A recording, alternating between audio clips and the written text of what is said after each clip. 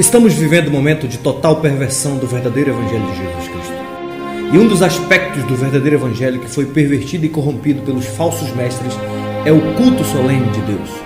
Muitos evangélicos já se entregaram a uma religiosidade totalmente emocionalista e irracional. E o culto de Deus passou a ser ditado não pelo crivo da palavra de Deus, mas pelo gosto do freguês. E assim como os filhos de Arão, tais adoradores extravagantes levam fogo estranho perante a face do Senhor, atraindo para si mesmo a ira do Deus Todo-Poderoso. Estes que deveriam lamentar e chorar pelos seus próprios pecados, fazem infindáveis campanhas de libertação, de cura e de revelações. Deus passou a ser apenas um objeto de uso, manipulado ao bel prazer dos adoradores. Nestas fileiras, o Deus Altíssimo é tratado como um bom palhaço numa brincadeirinha de circo.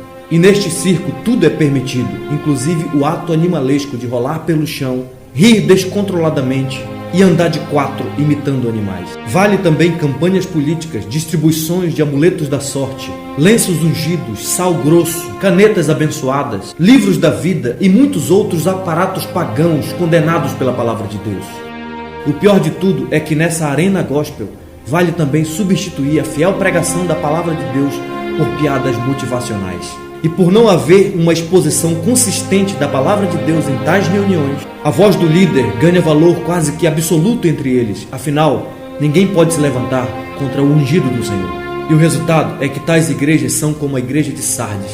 Têm uma fama enorme de que estão vivas, experimentando um grande avivamento, porém Deus diz que estão todos mortos. E como disse o reverendo Hernandes Dias Lopes, hoje nós temos uma igreja que tem extensão, mas não tem profundidade.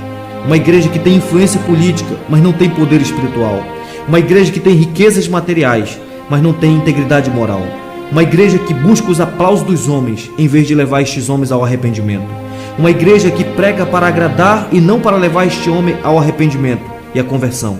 Nós precisamos parar e rever isso. Muitos pastores falam apenas em quebra de maldições, prosperidades, realizações pessoais, mas nunca na escandalosa mensagem da cruz de nosso Senhor Jesus Cristo. Até mesmo pastores outrora ortodoxos renderam-se às novidades do mercado gospel e aderiram aos produtos de marketing que tornam o evangelho mais agradável à juventude de nossos dias.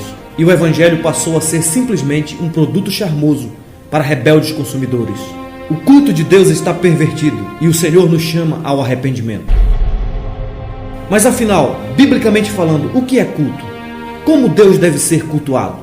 Temos liberdade para introduzir no culto de Deus aquilo que achamos interessante ou Deus mesmo já determinou a maneira como Ele quer ser adorado?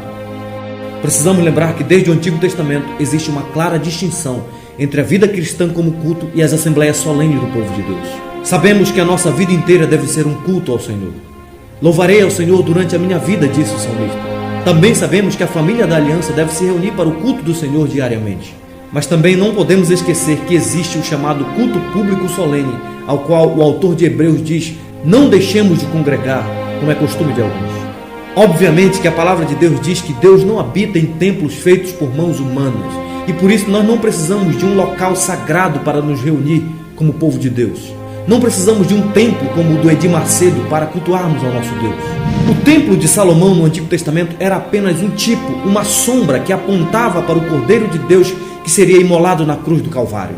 Mas quando Cristo veio e foi imolado na cruz do Calvário, o templo e a sua função pedagógica chegou ao fim.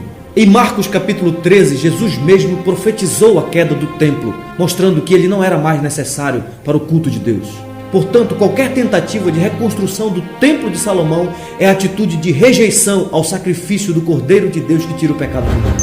É voltar às sombras, é voltar aos tipos do Antigo Testamento. Como diz o autor de Hebreus, é calcar aos pés o Filho de Deus, é profanar o sangue da aliança, é ultrajar o Espírito da graça. Para tais pessoas, resta apenas certa expectação horrível de juízo e fogo vingador sobre suas cabeças. Deus é Espírito e importa que os seus adoradores o adorem em espírito e em verdade. Isso significa que com a morte do Cordeiro Pascal, o culto público de Deus pode ser prestado em qualquer local em que o povo de Deus for convocado para se reunir. Afinal de contas, o que caracteriza o culto público de Deus não é o templo sagrado, mas sim a presença dos elementos ordenados pelo próprio Deus em sua palavra. Isso quer dizer que Deus quer ser adorado conforme Ele mesmo prescreveu em sua palavra e não conforme as invenções do nosso coração. Sendo assim, não temos liberdade nem o direito de introduzir no culto de Deus elementos estranhos, tais como as danças religiosas, os teatros, as coreografias ou qualquer outro elemento que Deus não tenha ordenado na sua palavra. Sabemos pelo testemunho da Escritura que o ato de dançar em si mesmo não é algo pecaminoso, a não ser quando tal ato promove a impureza sexual e compromete o testemunho cristão. A Bíblia diz que em diversas ocasiões os membros individuais do povo de Deus dançaram perante o Senhor. Mas é bom lembrar que essas danças não faziam parte do culto solene do povo de Deus. Por esta razão, as chamadas danças litúrgicas, tais como coreografia, ministérios de danças, danças proféticas ou qualquer outra variação desta natureza, não devem ser incluídos no culto de Deus, independentemente do local onde este culto está acontecendo. Cremos que todas essas coisas são manifestações culturais e que podem ser realizadas nas atividades culturais da igreja, mas não no ambiente do culto ao Senhor. Além disso, é importante dizer que o momento do culto ao Senhor não pode ser um emaranhado de coisas sem sentido e cheio de confusão. Deus nos deu normas específicas a respeito de como Ele quer ser adorado, e os 4 primeiros mandamentos da lei tratam exatamente sobre isso. O primeiro mandamento da lei diz que devemos cultuar somente a Deus. O segundo mandamento diz que devemos cultuá-lo em espírito e em verdade, e não mediante imagens ou representações humanas. O terceiro mandamento diz que devemos adorá-lo de todo o coração, sem tomar seu santo nome em vão. E o quarto mandamento diz que devemos separar um dia em particular para descansarmos e cultuarmos ao nosso Deus. Mas afinal, quais os elementos que devem estar presentes no culto do Senhor? Biblicamente falando, os elementos ordenados por Deus para o seu culto são estes: orações, leitura da palavra de Deus, pregação da palavra de Deus, cânticos de salmos, hinos e cânticos espirituais, celebração da ceia do Senhor, ministração de batismos, ofertas, juramentos religiosos, votos, jejuns solenes e ações de graças em ocasiões especiais. Esses são os elementos do culto ordenado por Deus, e qualquer inovação a esses elementos é fogo estranho perante o Senhor e deve ser repudiado e reputado como falso. Sim, é bem verdade que a Igreja do Senhor também é uma comunidade social. Ela tem suas muitas atividades sociais como parte da sua organização. No entanto, tais atividades que, embora sendo legítimas em outras ocasiões, não podem ser introduzidas no culto do Senhor sob o risco de profanação. Não podemos de maneira nenhuma confundir culto com cultura geral. Cultura são os costumes e hábitos de um povo. Culto é o ato de adorar a Deus conforme Ele mesmo estabeleceu em sua palavra. Sendo assim, a cultura de um povo não pode ser tomada como critério e referencial para o culto que agrada a Deus e que Ele ordenou na sua palavra. Deus não tem prazer em um culto solene carregado de invenções humanas e aparatos pagãos, por mais interessantes que possam parecer.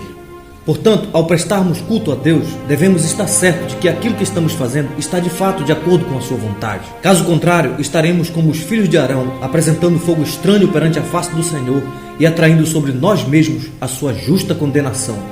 E a vocês que têm menosprezado o culto de Deus e transformado num circo gospel, ouçam com seriedade a recomendação do autor de Hebreus a todos nós.